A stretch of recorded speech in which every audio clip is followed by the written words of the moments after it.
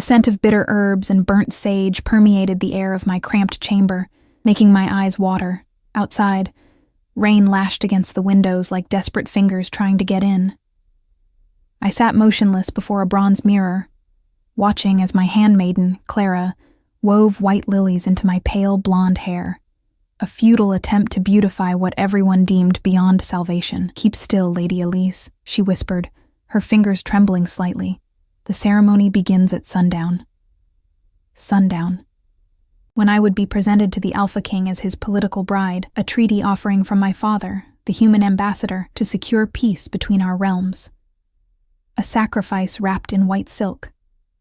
I fingered the small silver locket hanging at my throat, my mother's final gift before she died.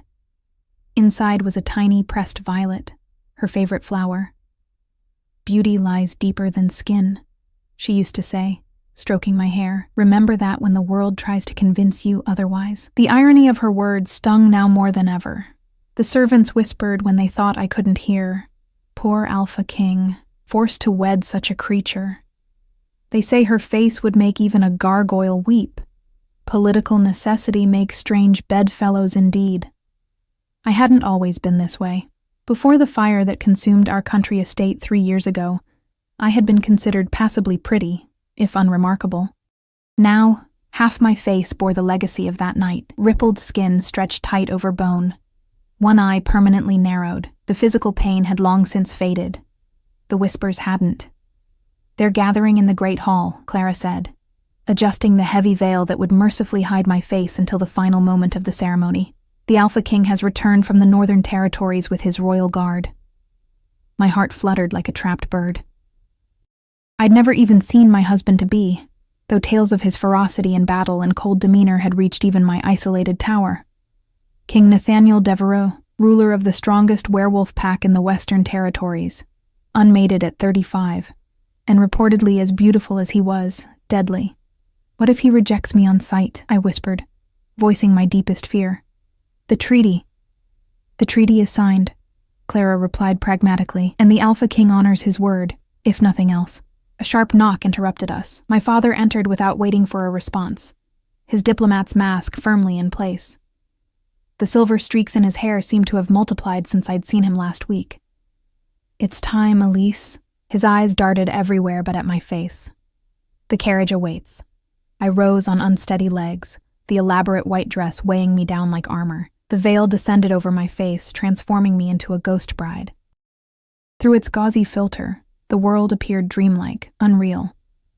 "Father," I said, catching his sleeve as he turned to go. "Why did you choose me for this? Surely Sophie would have— Your sister is needed elsewhere." He cut in sharply. Then more gently, "The Alpha King requested someone with diplomatic training. Your appearance is unfortunate but secondary to your skills." A convenient rationalization. My younger sister Sophie was the family beauty, already promised to a human nobleman. I was the damaged one, expendable yet useful. I nodded once and followed him out. The journey to the great hall passed in a blur of rain-slicked cobblestones and whispered commentary. Guards lined our path, their eyes curious beneath ceremonial helmets. The veil protected me from their scrutiny, creating an illusion of dignity I desperately clung to. The great hall loomed before us, an ancient stone structure with massive wooden doors carved with wolves in various poses. Hunting, howling, watching. My father squeezed my hand once before the doors swung open, releasing a wave of heat, light, and the murmur of hundreds of voices. "The human ambassador and Lady Elise Winterbourne," announced a deep voice. The hall fell silent. I kept my gaze fixed on the intricate stone floor as we processed down a long aisle. Werewolves and humans alike stood on either side, their collective judgment pressing against me like a physical weight. "Head up," my father muttered. "Remember who you are." But who was I? A diplomatic pawn? A scarred offering? A duty-bound daughter? The silver locket seemed to grow warmer against my skin, reminding me of my mother's words. I straightened my spine and continued forward, one foot before the other, toward my fate. At the end of the aisle stood a dais with a stone throne. As we approached, I allowed myself to look up through the veil. And there he was, the Alpha King. The stories hadn't done him justice. Tall and broad-shouldered, With an aura of barely leashed power, Nathaniel Devereaux dominated the space around him. Dark hair fell to his shoulders, framing features that seemed carved from marble. High cheekbones, a strong jaw dusted with stubble, and eyes the color of amber. He wore formal black attire, with a blood-red cape fastened at one shoulder. A silver crown set with obsidian rested upon his head. His expression remained impassive as we approached, though his nostrils flared slightly. Scenting me, I realized with a flush of embarrassment. Alpha King. My father bowed deeply. I present my eldest daughter, Lady Elise Winterbourne, as agreed in our treaty. Those amber eyes flickered to me.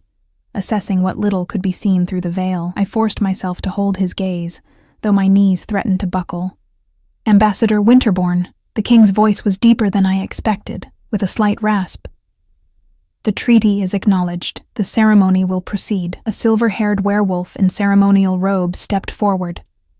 The pack elder, I presumed. He began speaking in the ancient language of the packs, his words meaningless to me yet weighted with significance. The assembled crowd listened in reverent silence.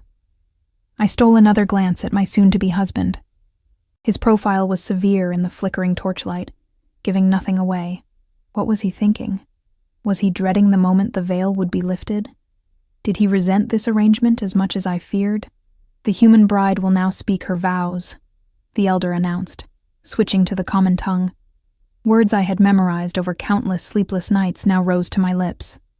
I, Elise Winterbourne, pledge myself to the Alpha King and to the Northern Pack. I bring with me the goodwill of the human territories and the promise of peace between our peoples. My loyalty shall be to my husband and his pack, from this day until my last. Simple words that would reshape my entire existence. The Alpha King's vow was equally brief, but spoken in the pack language, the syllables harsh and guttural. Throughout it all, he hadn't moved an inch closer to me. The bond will now be sealed, the elder declared. Alpha King, you may claim your bride. My heart hammered against my ribs as Nathaniel finally stepped toward me. He moved with the fluid grace of a predator, each step deliberate.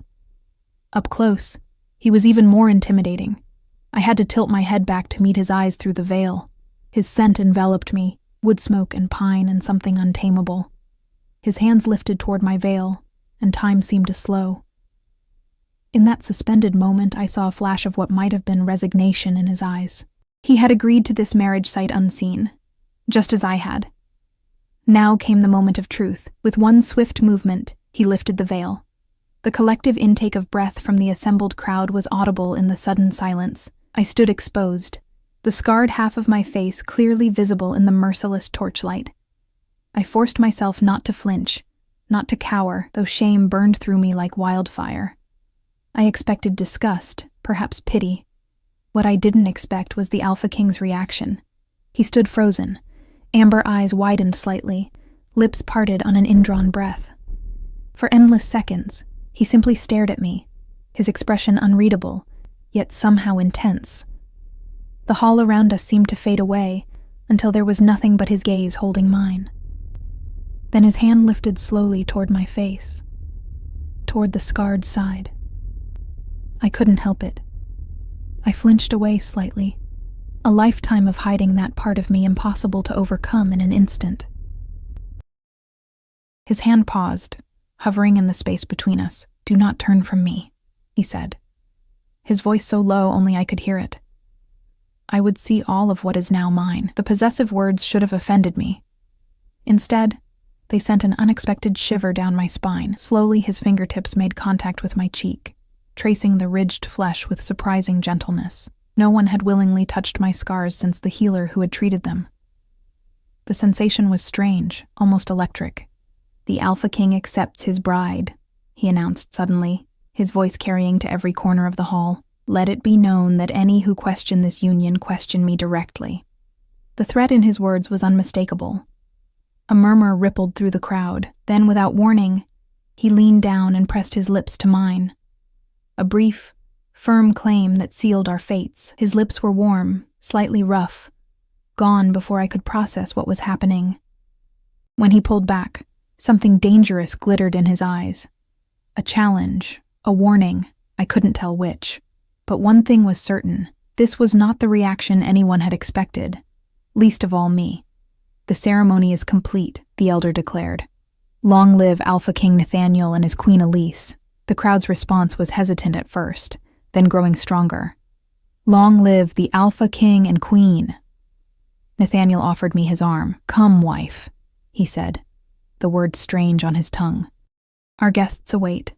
I placed my trembling hand on his forearm, feeling the solid muscle beneath fine fabric. As he led me back down the aisle, whispers followed in our wake, but his presence beside me seemed to form a shield against them. What game was he playing? Why had he reacted so unexpectedly? And what would happen when we were alone, away from the watching eyes of the court? As we reached the massive doors, he leaned down slightly to speak in my ear, his breath warm against my skin. "You and I have much to discuss, little human," he murmured. "This night has only just begun." The feast that followed the ceremony was an elaborate affair held in a cavernous dining hall. Massive tables groaned under the weight of roasted meats and exotic fruits, while musicians played haunting melodies that echoed against stone walls. I sat beside Nathaniel at the head table, aware of the countless eyes that flickered toward us when they thought we wouldn't notice. "Eat," Nathaniel commanded, placing a slice of venison on my plate. "You'll need your strength." The implication behind his words made heat rise to my cheeks. I took a small bite, though my appetite had vanished the moment we entered the hall. The food was rich and flavorful, but might as well have been ash in my mouth. "They're all watching us," I whispered, keeping my face carefully neutral. "Let them watch," he replied, taking a long drink from his goblet. "They will learn to accept what cannot be changed." I studied him from the corner of my eye. Up close, I could see faint scars that marked his forearms and the side of his neck, battle wounds, no doubt. He ate with the efficiency of a soldier, his movements precise and controlled. Nothing about him suggested the cruelty I had feared, yet neither did he show warmth. "Why did you agree to this arrangement?" I asked suddenly, unable to contain my curiosity any longer. "Surely you could have chosen any woman from your pack." His amber eyes settled on me, assessing. "Politics and necessity," he answered, his voice low. "The same reasons your father offered you." Before I could respond, a tall werewolf with russet hair approached our table and bowed deeply. "My king, my queen," he said, his gaze lingering on me with undisguised curiosity. "May I offer my congratulations on behalf of the border guards?" "Commander Thorne," Nathaniel acknowledged him with a slight nod. "My wife, Elise. Thorne serves as my right hand in military matters," he explained to me. I inclined my head politely. "Commander." "The Queen's scent is unusual," Thorne remarked, his nostrils flaring slightly. "I detect something beyond the typical human fragrance." I tensed, unsure if this was an insult or merely an observation. "My wife's scent is not a topic for public discussion," Nathaniel replied, an edge creeping into his voice. "See to the Eastern Perimeter reports. I'll review them tomorrow." Thorne's dismissal was clear. He bowed again and retreated, though his eyes remained fixed on me for a moment too long. "What did he mean?" I asked once he was out of earshot. Nathaniel considered me for a moment. "Werewolves have sensitive noses. Each person has a unique scent signature. Yours is complex." "Is that unusual for humans?" "Yes." He offered nothing more, turning his attention back to his meal. As the night progressed, various pack members approached to pay respects, each interaction following a similar pattern. Curiosity about me barely concealed beneath formal congratulations. A group of women who could only be high-ranking females within the pack hierarchy observed me from across the hall, their expressions ranging from open hostility to wary assessment. "Those are the unmated females who had hoped to catch my attention," Nathaniel murmured, following my gaze. "Their disappointment will fade with time." "I've stolen quite a prize, it seems," I remarked dryly. To my surprise, the corner of his mouth twitched slightly, almost a smile. "Indeed you have, little human." The endearment, if it could be called that, confused me further. Throughout the evening, his behavior remained a contradiction, distant yet protective, formal yet occasionally intimate in his choice of words.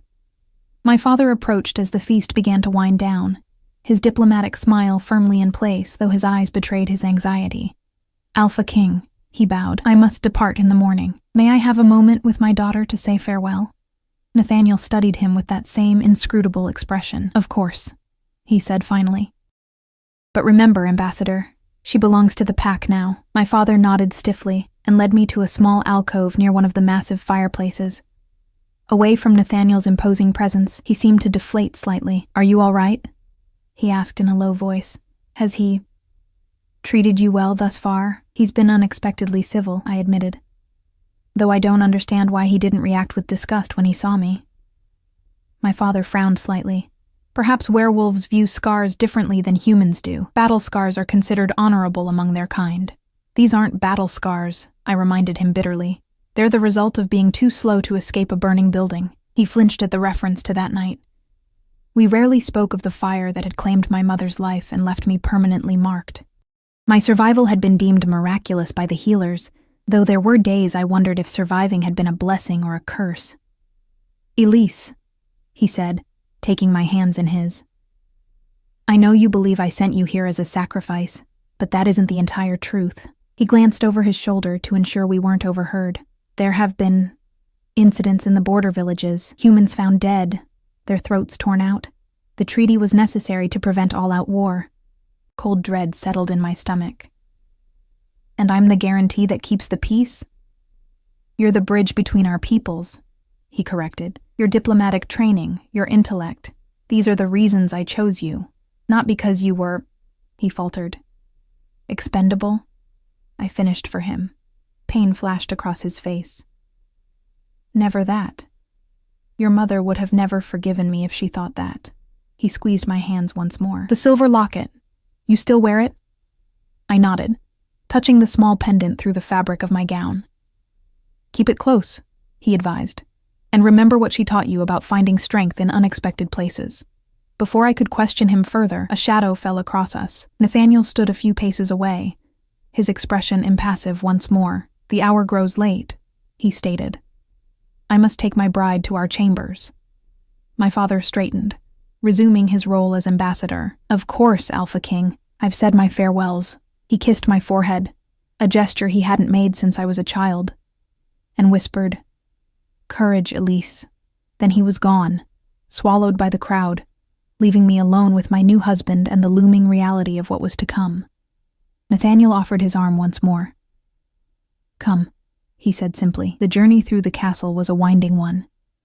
We ascended spiral staircases and traversed long corridors lined with ancient tapestries depicting werewolf history, hunts and battles and coronations. Guards posted at intervals bowed as we passed, their eyes carefully averted. "This wing belongs exclusively to the royal family," Nathaniel explained, as we entered a corridor of polished stone. "No one enters without my express permission." "Not even Commander Thorne?" I asked, remembering the way the russet-haired werewolf had looked at me. "Especially not Thorne," he replied, something hard entering his voice. We stopped before an ornately carved door. Intricate wolves chased each other across the dark wood, their eyes inlaid with amber stone that caught the light of the wall sconces. Nathaniel pushed the door open and gestured for me to enter first. The royal chambers were massive, larger than my entire suite in my father's manor. A giant four-poster bed dominated one wall, draped with furs and deep red fabrics. A sitting area with comfortable chairs faced a roaring fireplace, while tall windows overlooked the forested mountains beyond the castle walls. Every surface spoke of luxury, though the overall effect was masculine and somewhat austere. The door closed behind us with a soft click that somehow sounded like finality. I stood in the center of the room, suddenly acutely aware that we were truly alone for the first time. The brave facade I had maintained throughout the evening threatened to crumble.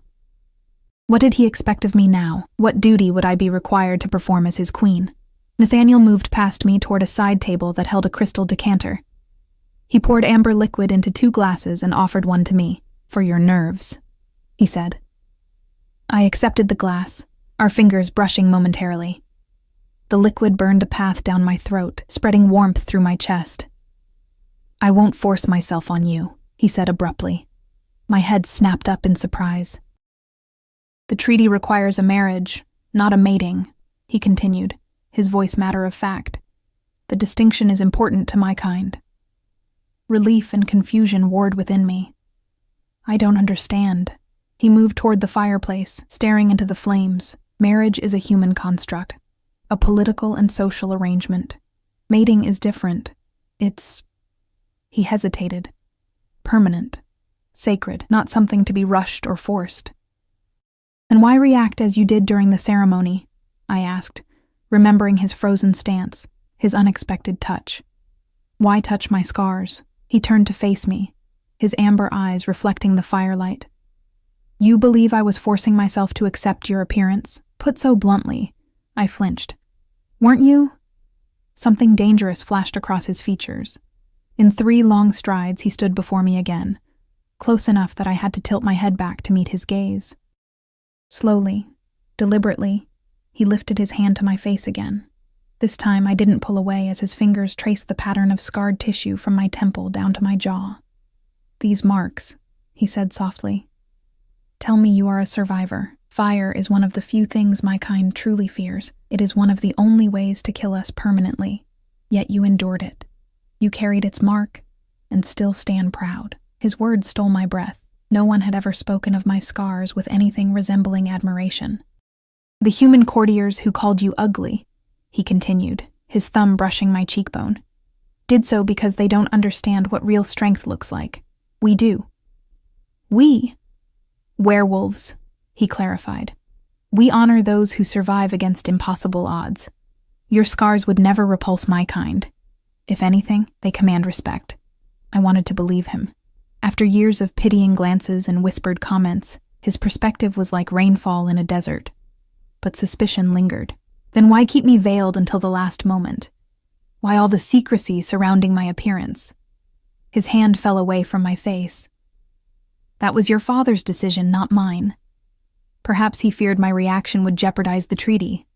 A hard smile touched his lips. "He doesn't understand werewolves as well as he believes." He moved away, creating distance between us once more. "You should rest. Your chambers adjoin mine, through that door." He gestured to a smaller door set into the wall beside the massive wardrobe. "Your things have been arranged there. We'll begin your integration into pack life tomorrow." The abrupt change of subject left me reeling. One moment he'd been touching my face with near tenderness, the next dismissing me to separate quarters. Relief mingled with an unexpected twinge of disappointment. "Will I have duties as queen?" I asked, trying to understand my place in this new world. "Many," he confirmed. "The pack will expect you to take an active role in court matters. Your diplomatic training will be useful." He paused. "And you will need to learn our ways, our history, our hierarchy. It won't be easy. I'm not afraid of difficulty, no." He agreed, studying me again with that intense gaze. "I don't believe you are." A strange moment stretched between us. Not quite tension, not quite comfort. Then he moved toward the main door. "I have matters to attend to before I retire." "Make yourself comfortable. No one will disturb you here, Nathaniel," I said, testing his name on my tongue for the first time. He paused, hand on the door latch. "Thank you. For your kindness about..." I gestured vaguely toward my face. "It wasn't kindness, Elise," he replied, my name sounding different in his deep voice. "Merely truth." The door closed behind him, leaving me alone in the royal chambers with more questions than answers, and the lingering warmth of his touch on my scarred skin. Dawn arrived with pale fingers of light stretching across the stone floor of my new chambers. I had slept fitfully, dreams filled with amber eyes and burning buildings and whispered words I couldn't quite remember upon waking. The bed was luxuriously comfortable, piled high with furs and silken pillows, yet sleep had proven elusive in this strange place. I rose and moved to the window overlooking the castle grounds and the dense forest beyond. The werewolf kingdom was nestled in a valley surrounded by mountains, beautiful but isolated, a perfect natural fortress. A soft knock at the door connecting my chambers to Nathaniel's startled me from my contemplation. "Enter," I called, hastily wrapping a robe around my nightgown. Instead of Nathaniel, a young woman with copper-colored hair appeared, carrying a tray of food. She couldn't have been more than 16, and her eyes widened when she saw me, gaze immediately drawn to my scars before she quickly looked away. "Good morning, my queen," she said, dropping into an awkward curtsy while balancing the tray. "I'm Mira. The Alpha King assigned me to be your personal attendant." "Thank you, Mira," I replied, gesturing toward a small table near the window. "You can set it there." She placed the tray down and hovered uncertainly. "Would you like me to help you dress? The Alpha King requests your presence in the council chamber in 1 hour." I nodded, moving to inspect the wardrobe. It had been filled with dresses far finer than anything I'd owned before. Rich fabrics in jewel tones, many embroidered with the royal pax insignia of a wolf with a crown. "These are beautiful," I murmured, running my fingers along a deep blue gown. "The king ordered them made months ago, as soon as the treaty was announced," Mira explained. "He was very specific about the styles and colors." An unexpected warmth bloomed in my chest at the thought of Nathaniel planning for my arrival with such care.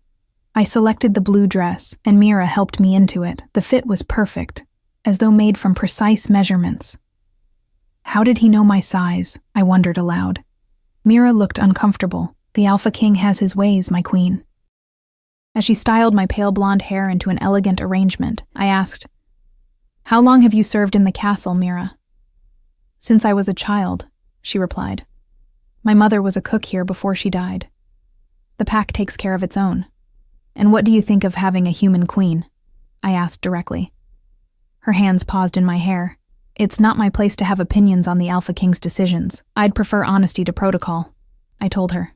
She met my eyes in the mirror. "The older wolves are worried. They say humans can't be trusted, that this treaty is a mistake." She bit her lip. "But the younger ones, we're curious. We've never known anything but conflict with humans.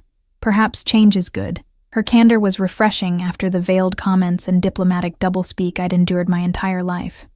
"And my appearance?" I asked, touching my scarred cheek. "Does it disturb you?" Her expression softened. "No, my queen. Among our kind, scars tell stories. The Alpha King himself bears many." She finished arranging my hair. "Besides, his reaction at the ceremony made it clear how he feels." "What do you mean?" I pressed. Mira's eyes widened. "You don't know? When an alpha looks at someone that way..." Another knock interrupted her, this time at the main door to my chambers. She hurried to answer it, leaving me curious about what she'd been about to reveal.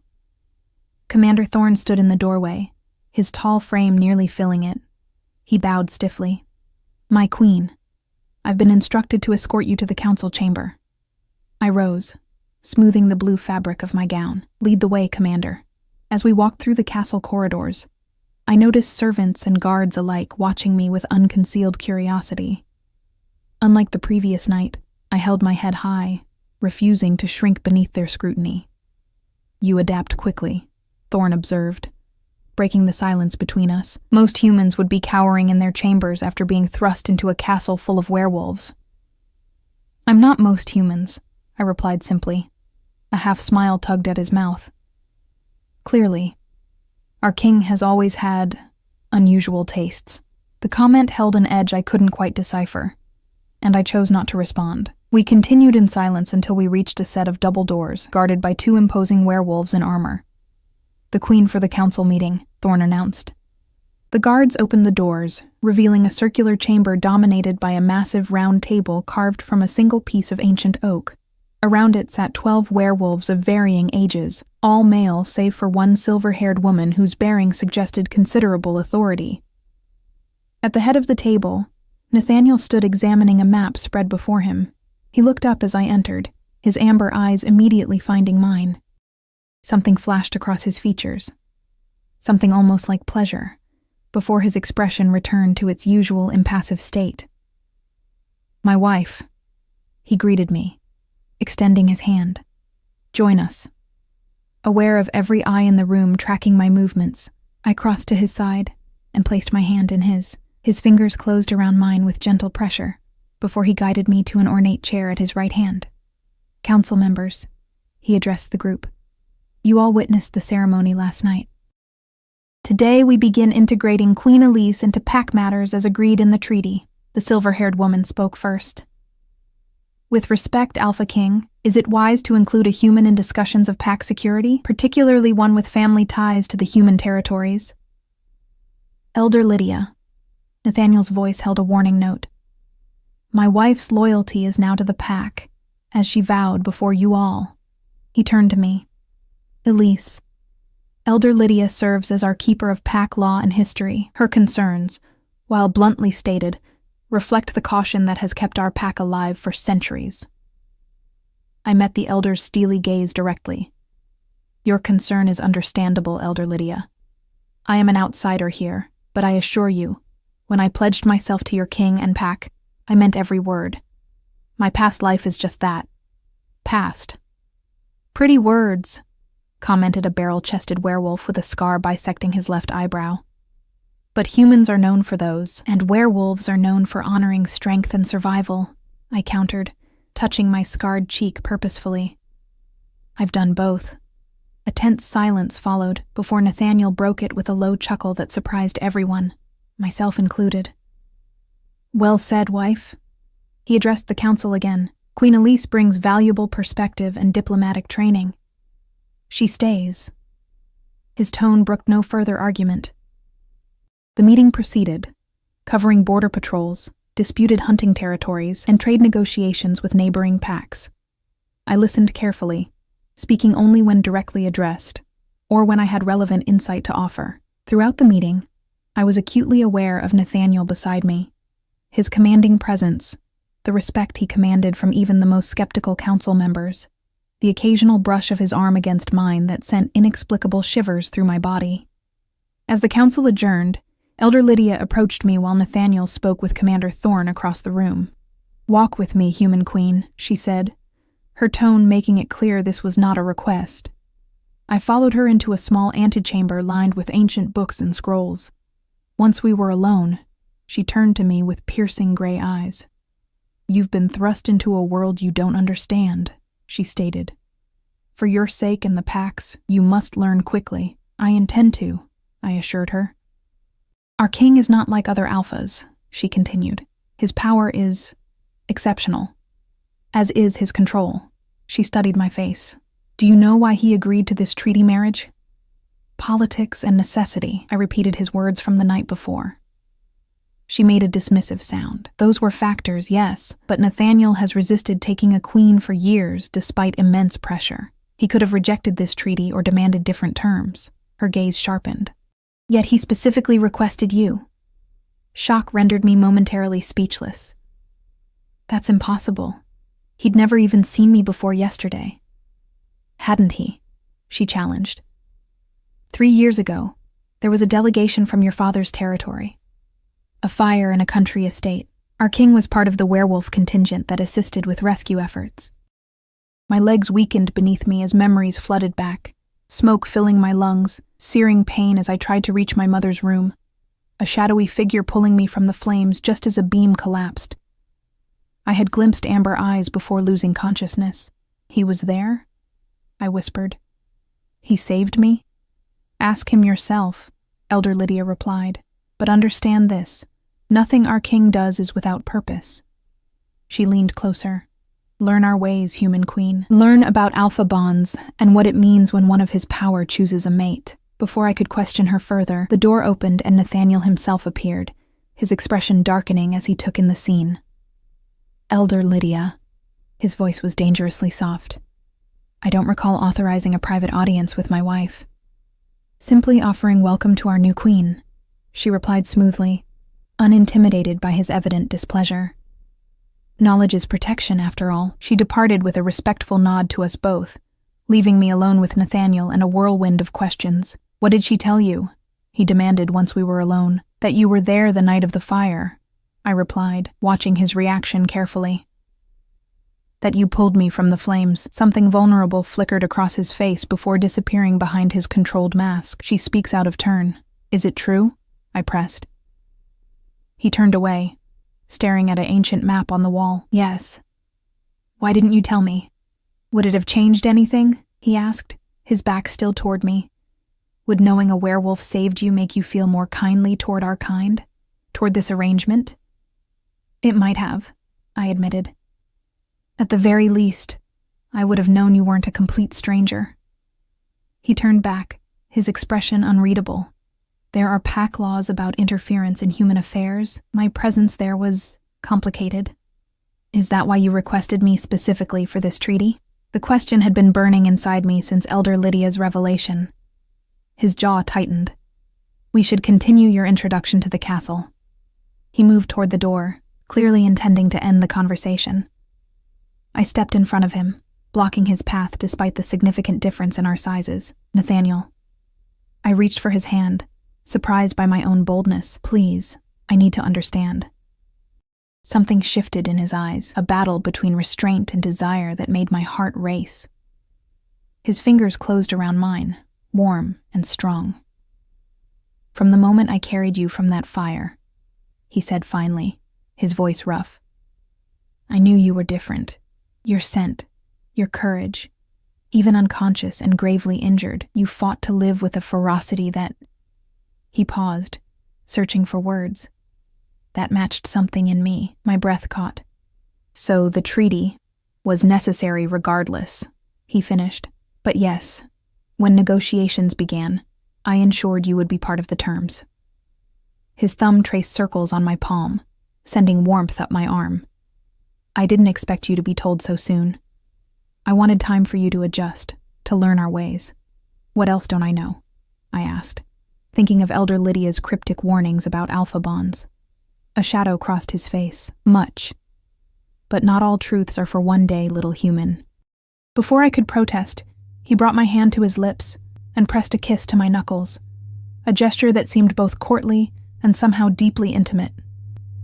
Tonight, there will be a hunt to celebrate our union, a pack tradition that cannot be ignored. What does that involve?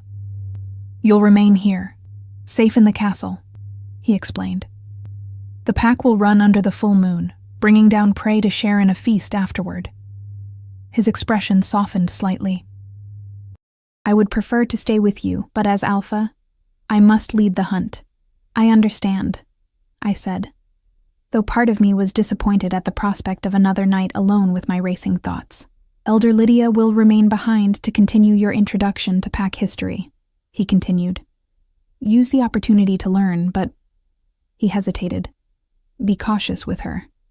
Not all her aims align with mine. And what are your aims, Alpha King? I asked boldly. The corner of his mouth lifted in a half-smile that transformed his severe features.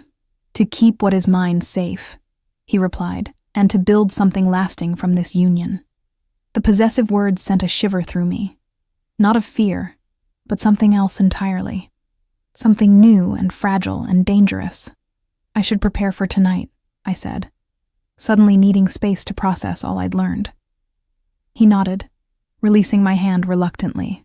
Mira will attend you. I'll see you before the hunt begins. As I made my way back to my chambers, my mind whirled with new revelations. Nathaniel had saved me years ago. He had specifically chosen me for this treaty marriage. And according to Elder Lydia, there was something significant about an alpha bond that I still didn't understand. My hand drifted to the silver locket at my throat, my mother's words echoing in my mind. Beauty lies deeper than skin. Remember that when the world tries to convince you otherwise. Perhaps she had understood more than I realized about finding strength in unexpected places, and about the possibility of being truly seen by someone, scars and all. The preparations for the full moon hunt consumed the castle. Servants hurried through corridors carrying ceremonial attire, while the scent of excitement, a wild electric aroma my human senses could barely detect, permeated the air. I remained in my chambers most of the day, poring over the books Elder Lydia had sent. Ancient texts on pack history and werewolf customs that revealed both fascinating and disturbing aspects of my new home. One passage in particular caught my attention. The alpha's mate carries his strength and weakness alike. Once claimed, the bond cannot be severed save by death, binding two souls across distance, time, and transformation. I was still contemplating these words when Mira arrived to help me dress for the pre-hunt ceremony. You won't participate in the hunt itself, she explained, laying out a gown of midnight blue velvet embroidered with silver thread, but you must bless the hunters before they depart. It's tradition. And what does this blessing entail? I asked nervously. You'll stand beside the Alpha King as he calls the pack to hunt. He'll shift first, then the others will follow. You'll place your hand on his head, his wolf form, and speak the words Elder Lydia will teach you. My heart quickened. I haven't seen him in wolf form yet. Mira paused in arranging my hair. He's magnificent, she said softly. Larger than any wolf in the territory. Pure black with amber eyes, like his human form. She continued pinning my blonde hair into an elaborate updo. Don't show fear when he shifts. The pack will be watching. I'm not afraid of Nathaniel. I realized as I spoke that this was true. Despite his power and occasional ferocity, I had never felt personally threatened by him. Good, Mira replied, because fear has no place beside the Alpha. Once dressed, I studied my reflection in the mirror. The gown highlighted the pale gold of my hair and made my eyes appear a deeper blue. My scarred cheek was clearly visible, but for the first time in 3 years, I didn't immediately look away from it. Nathaniel's words had changed something in me, planted a seed of a different perspective that was slowly taking root. A knock announced Elder Lydia's arrival. She entered without waiting for a response, her silver hair arranged in complex braids adorned with small bone beads. You look appropriate, she assessed, circling me with a critical eye. Now, you must learn the blessing words before moonrise. They must be spoken precisely, and for the next hour, she drilled me on an ancient incantation in the pack language, harsh syllables that felt strange on my tongue. The elder was a demanding teacher, making me repeat each phrase until my pronunciation satisfied her. Why is this blessing so important? I asked during a brief respite. The Queen's blessing ensures a successful hunt and safe return, she explained. It connects the pack's heart, the alpha pair, to its body, the hunters. But I'm not a true alpha female, I pointed out. I'm human. Something calculating flickered in her gray eyes. Perhaps not for long. Before I could question her cryptic statement, another knock came at the door. This time it was Commander Thorne. The Alpha King requests his queen's presence, he announced. The moon rises in half an hour. Elder Lydia gave me one final assessing look. Remember the words, human queen. The pack watches everything. The great courtyard was packed with werewolves when I arrived. They formed a circle around a central space where Nathaniel stood alone, dressed in a simple black tunic and trousers that would be easy to remove before shifting. Torches illuminated the gathering, casting long shadows across the stone ground. A path cleared for me as Thorne led me toward Nathaniel. The pack's collective gaze felt like a physical weight, but I kept my head high, focusing only on the man waiting for me. Nathaniel's expression softened when he saw me, his amber eyes warming in a way that sent heat flooding through my veins. He extended his hand, and I took it, allowing him to guide me to his side. You look beautiful, he murmured, so only I could hear.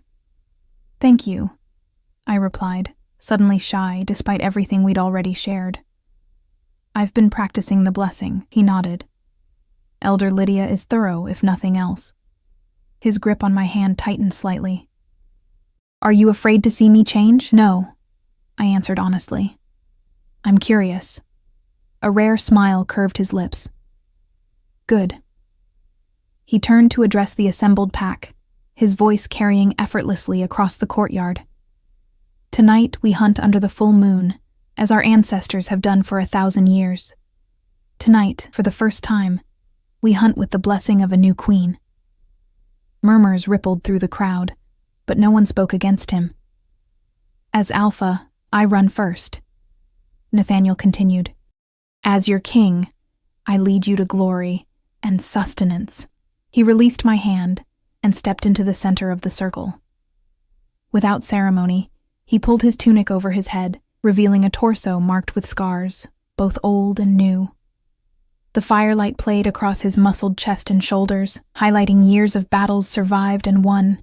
His eyes found mine once more, holding my gaze as he began to change. It happened faster than I expected.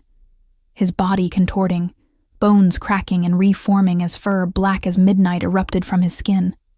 In seconds, where the man had stood, now crouched a wolf of impossible size, easily reaching my waist on all fours.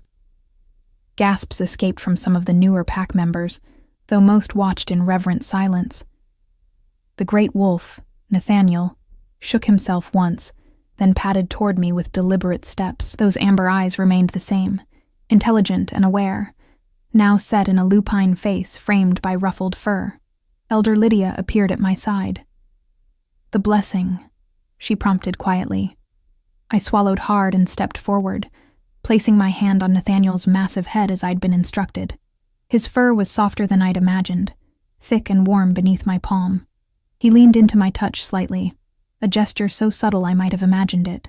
The ancient words rose to my lips, and I spoke them as clearly as I could, the guttural sounds of the pack language echoing in the suddenly silent courtyard. By moon and blood, by fang and claw, run strong, hunt true. Return to hearth, to home, to heart.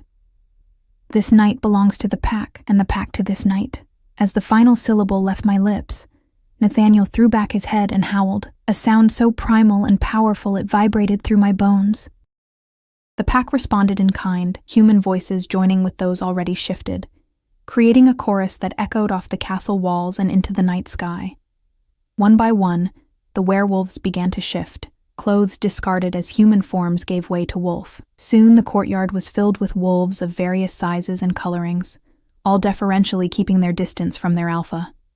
Nathaniel looked up at me once more, then butted his head gently against my hand before turning to the pack. With another short howl, he leapt forward, leading the charge through the castle gates and into the forest beyond. The pack followed, a river of fur and muscle flowing into the night. Within moments, they were gone, leaving only those unable or unwilling to hunt. The very old, the very young, and a handful of guards tasked with protecting the castle. "You did well," Elder Lydia commented. The words were correctly spoken. "What happens now?" I asked, still staring at the forest where Nathaniel had disappeared. "Now," she replied.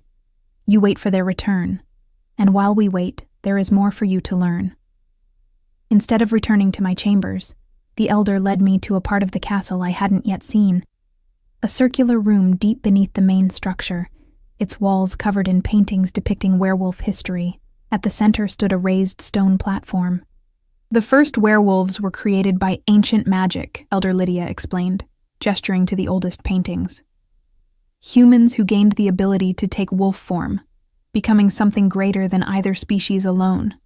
I examined the primitive artwork showing human figures transforming beneath a full moon. "How did they gain this ability?" "Through sacrifice and ritual," she said, her voice taking on a rhythmic quality like a storyteller reciting a familiar tale. "The human drank the blood of the wolf the blood of the human, together in death, together in life." Something about her words sent a chill down my spine. "Why are you showing me this?" She moved to the stone platform, running her withered hand over its surface. "This is where the first alpha pair completed their bond, half human, half wolf, stronger together than apart." Her gray eyes fixed on me. "It is where all true matings are consecrated." Nathaniel said the treaty required marriage, not mating. I reminded her, taking an instinctive step back. "He is being cautious," she replied. "The transformation is not without risk for a human. Some do not survive it." My blood ran cold. Transformation? To become a true alpha female, a true mate, requires the change. She gestured to the platform again. "Here, with the proper ritual, you could become like us. Werewolf. Immortal. A queen in truth, not just in name." "Does Nathaniel expect this of me?" I demanded, anger flaring alongside fear. "Expect? No." A new voice joined our conversation. Commander Thorne stepped from the shadows, his russet hair gleaming in the torchlight. "Our king is too honorable to demand such a sacrifice. But desire it? Yes." Elder Lydia shot him a warning look. "Commander, you were not invited to this history lesson." "Forgive me, Elder," he replied, not sounding remotely contrite. "I thought our queen might appreciate a more balanced perspective on her situation." I glanced between them, sensing undercurrents I didn't yet understand. "Commander Thorne, why aren't you with the hunting party?" "Someone must guard what the Alpha values most," he answered smoothly.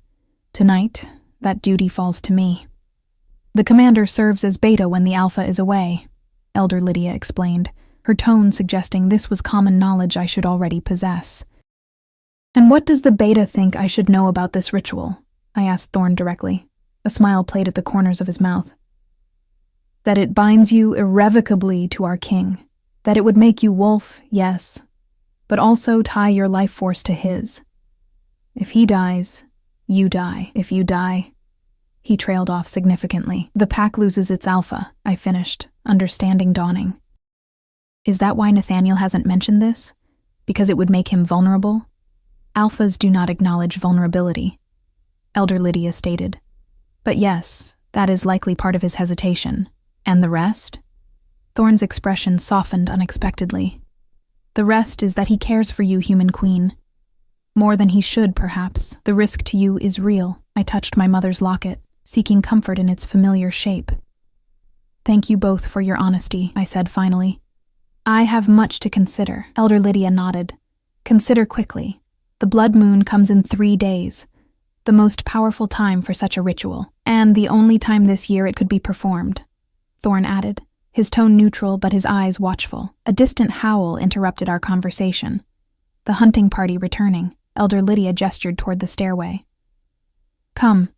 You must be present when they bring their kill. As we climbed back to the main castle, my mind reeled with new information. Becoming a werewolf hadn't been part of any treaty I'd been told about, yet, according to these two, it was the only way to become a true mate to Nathaniel, the only way to complete the bond he'd apparently begun forming with me years ago when he pulled me from the fire. Why hadn't he told me himself? Was he protecting me, or himself? And why did both Elder Lydia and Commander Thorn seem so invested in my decision? The courtyard had transformed in our absence.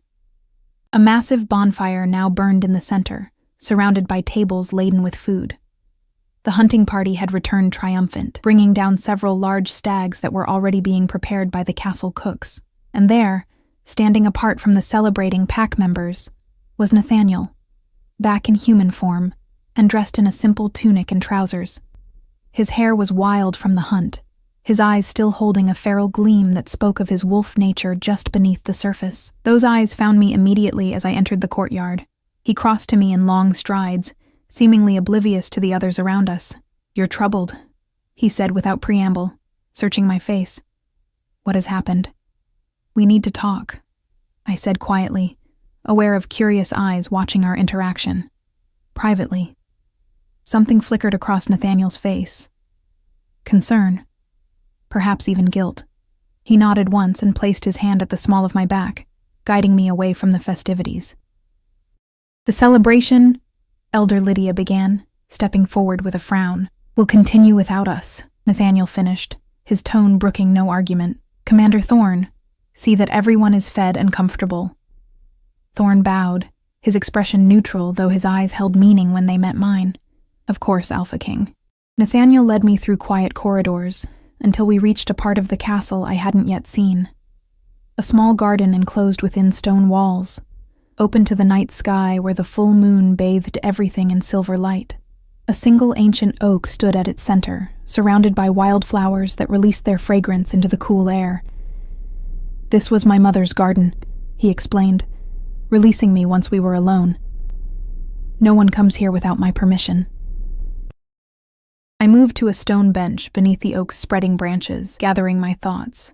Nathaniel remained standing, his powerful frame outlined against the moonlight, waiting for me to speak. I know about the ritual, I said finally. The blood moon. The mating bond. His entire body tensed. Lydia, he growled. She had no right. She and Commander Thorn both seemed to think I should know, I interrupted. Were you ever planning to tell me? He paced several steps away, then back, struggling visibly with his composure. Yes. Eventually. When you had adjusted to life here. When you... He faltered. When I what? When you had come to trust me, he finished, his voice rough with emotion. When you might consider it without fear. And what exactly would I be considering? I pressed. Becoming a werewolf? Binding my life to yours permanently? Risking death in the process? He flinched at my blunt recitation. Yes. Why wasn't this in the treaty? I demanded.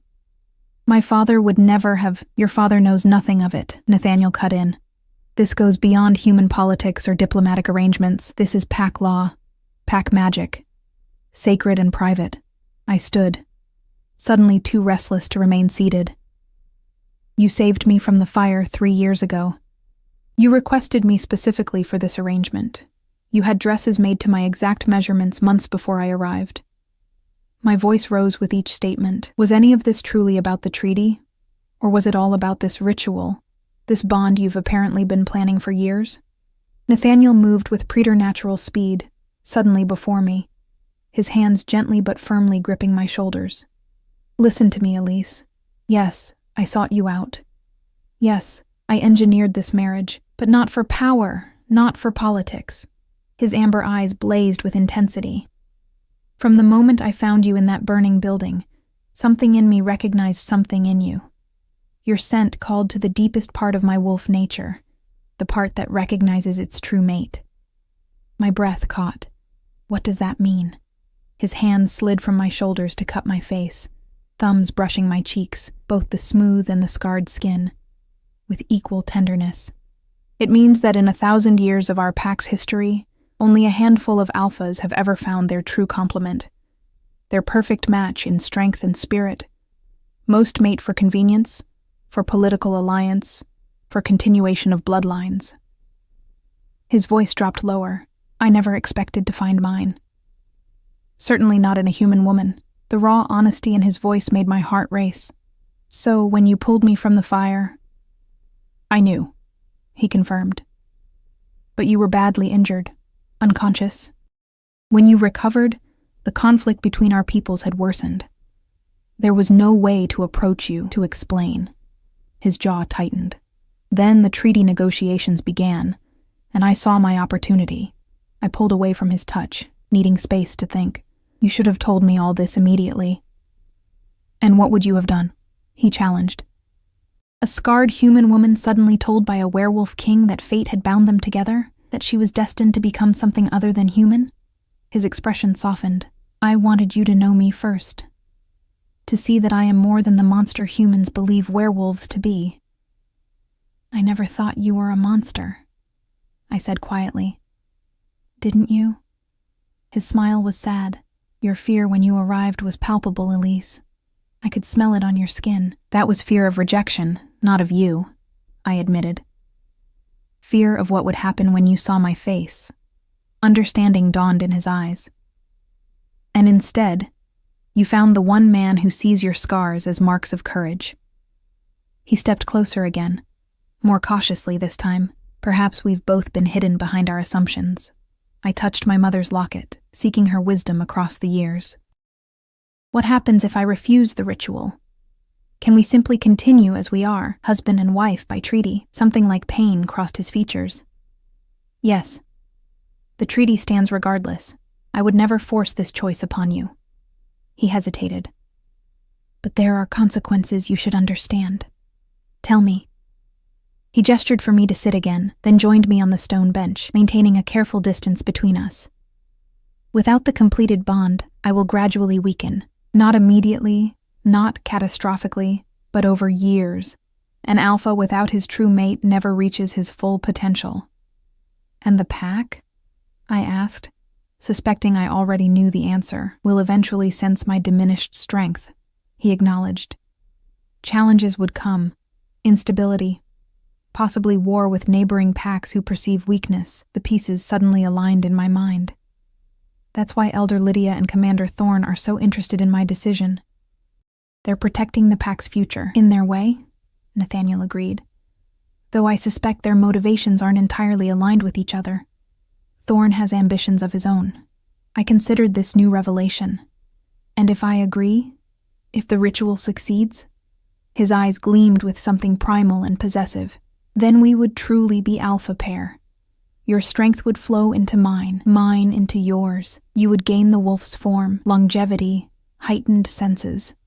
His voice roughened, and we would be bound together until death. And if it fails? His expression darkened. Then you die. And I would follow soon after, unable to survive the broken bond. The weight of the decision pressed down on me like a physical force. 3 days until the blood moon, I murmured. Yes. He reached for my hand, enveloping it in his much larger one. Elise, whatever you decide, know this. What began as political maneuvering has become something else entirely for me. When I lifted your veil and truly saw you for the first time, your courage, your dignity despite your fear, I knew I had been right 3 years ago. Right about what? I asked, my voice barely above a whisper. That you were meant to be mine, he said simply. Not as a possession, but as my equal, my balance. I thought of the words in the ancient text. The alpha's mate carries his strength and weakness alike. The magnitude of what he was offering and asking was overwhelming. I need time, I said finally. To think. Of course. He brought my hand to his lips, pressing a kiss to my knuckles. But there's something else you should know. His eyes held mine intently. The fire that scarred you was no accident. Cold shock washed through me. What? It was set deliberately. By those who opposed peace between our peoples, he explained, his expression grim. Your mother's death, your injuries, they were meant to sabotage diplomatic relations. How do you know this? I demanded, memories of that terrible night flooding back. We captured one of the conspirators last month, he said, a werewolf working with human extremists. He confessed under interrogation. Grief and rage swirled within me. Grief for my mother, rage at those who had taken her from me. Why tell me this now? Because the threat remains, Nathaniel replied, his thumb tracing circles on my palm. Both to the peace we're building and to you personally. As a human queen, you're vulnerable. As my true mate, you would have the strength to defend yourself and our future together. I pulled my hand away, suddenly angry. So now it's about protection? Another reason I should agree to this ritual? It's about truth, he countered. All of it, the danger, yes, but also what lies between us. He stood, moonlight silvering his dark hair. You asked for time to think. Take it. But remember that some choices come only once in a lifetime. He turned to leave, then paused. Join me at the celebration when you're ready. The pack will expect to see us together tonight. After he departed, I remained in the moonlit garden, my thoughts in turmoil. The revelation about my mother's death had reopened wounds I thought long healed, and Nathaniel's confession about our connection complicated everything I thought I understood about our arrangement. I touched my scarred cheek, remembering his words at our first meeting. These marks tell me you are a survivor. Was I strong enough to survive another transformation? Not of flesh this time, but of my very nature, and was what I felt for Nathaniel, this strange, growing connection, enough to justify such an irrevocable choice. My mother's locket seemed heavier than usual against my skin. I opened it, looking at the pressed violet within. Beauty lies deeper than skin, she had said. Perhaps she had been speaking not just of appearance, but of the beauty found in courage, in choice, in sacrifice for something greater than oneself. When I finally returned to the courtyard, the celebration was in full swing. Pack members danced around the bonfire, some still in wolf form, others human. The scent of roasted meat filled the air, along with music from drums and flutes. Nathaniel stood apart, watching the festivities with the slightly detached air of a ruler responsible for all he surveyed. His posture straightened when he saw me approach, his amber eyes warming. You came, he said simply. I said I would. I stood beside him, observing the celebration. Is it always like this after a hunt? The full moon heightens emotions, he explained. Joy, aggression, hunger. His gaze dropped to my lips momentarily. Desire. Heat bloomed in my chest at his words. I see. Elder Lydia approached, her expression carefully neutral. The pack would be honored if their alpha and queen would join the moonlight dance. I tensed, looking to Nathaniel. I don't know the steps. Just follow my lead, he murmured, offering his hand. The crowd parted as we moved toward the bonfire. The music shifted to a primal rhythm that seemed to match the beating of my heart. Nathaniel's hand at my waist was firm yet gentle as he guided me through the steps of what appeared to be a traditional pack dance, bodies circling each other, coming together then apart, in a pattern as old as the moon above us. As we danced, I became aware of a subtle change in the atmosphere. The pack members watched us with growing approval, their earlier skepticism fading as they witnessed the harmony in our movements. "They're accepting you," Nathaniel whispered in my ear as we turned. "They sense what I've known from the beginning." "And what's that?" I asked breathlessly. His hold tightened slightly. "That you belong here, with us, with me." The dance ended with partners standing face to face, hands joined. Nathaniel's eyes glowed with reflected firelight as he gazed down at me. "I have my answer," I said quietly, the decision crystallizing in that moment. His breath caught. "So soon?" "Some choices come only once in a lifetime," I echoed his earlier words. "I choose this one. I choose you." For the first time since I'd met him, Nathaniel's controlled facade cracked completely. Wonder, joy, and fierce possessiveness flashed across his features, before he pulled me against him, claiming my mouth with his in a kiss that left no doubt about the strength of his feelings. The pack erupted in howls of approval around us, but I was aware only of Nathaniel, his arms encircling me, his heartbeat thundering against mine, his scent enveloping me like a promise of protection and passion both. When he finally broke the kiss, he rested his forehead against mine. 3 days, he murmured. 3 days until you truly become my queen in every way. I'm afraid, I admitted, allowing him to see my vulnerability. I know. His thumb traced my scarred cheek with infinite tenderness. But you've faced fire before and emerged stronger. We will face this together. In that moment, surrounded by creatures I had once feared, held by a man I was only beginning to understand, I realized that my mother had been right all along. Beauty lay deeper than skin, in courage, in connection, in the willingness to transform oneself for love. The Alpha King had lifted my veil and stood frozen not from horror, but from recognition. And now I stood at the threshold of a new life, scarred but unbroken, human but soon to be something more. As Nathaniel led me in another dance beneath the full moon, I knew with certainty that whatever pain the transformation might bring, it would be worth it to truly belong, to him, to the pack, and finally, completely to myself.